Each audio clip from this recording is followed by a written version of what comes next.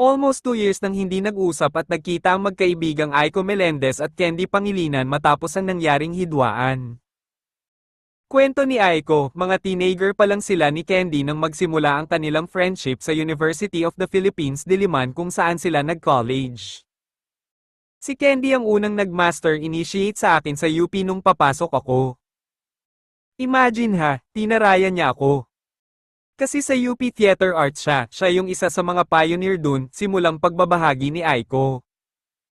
Tandang-tanda pa ng actress public servant nang lapitan at magtanong si Aiko kay Candy kung saan ang direksyon papuntang Theater Arts Building pero hindi raw siya nito kinausap.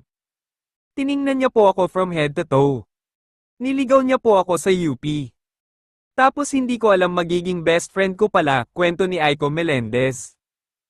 Kasunod nito, naging malapit na silang magkaibigan at mula nga noon ay palagi na silang nagkakasama sa mga lockeran at ang pagtutulungan nila sa kanilang showbiz career.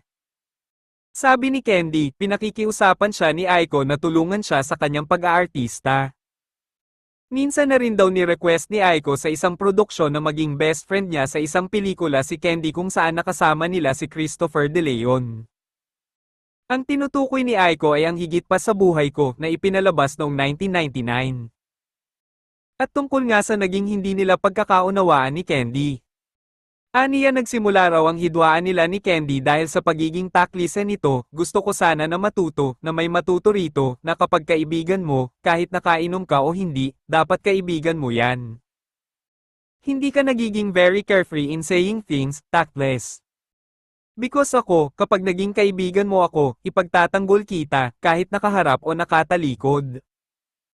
Say ni Aiko, almost 2 years ba tayong hindi nagkita at hindi nag-usap? It comes with maturity, no, na siguro we came to a point na hindi na natin kailangang mag-usap, what went wrong.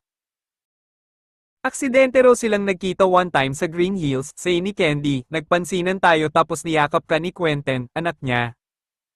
Tapos sabi mo oy, usap tayo ha? Sabi ko sige. Tapos umalis ka kasi may pupuntahan ka pa yata. Ito naman ang pangakong binitiwan ni Aiko para kay Candy. Siguro itong hindi natin mapagkaintindihan is just one for the books. Siguro it will make our friendship stronger, better. And always remember, ito mapapangako ko sa iyo, bes. Hindi na ako mawawala. Kasi every step of the way, nandito na ako. Welcome back to my life. Ganun naman talaga minsan sa pagkakaibigan, mayroong hindi pagkakaunawaan, pero piliin pa rin natin ang magpatawad.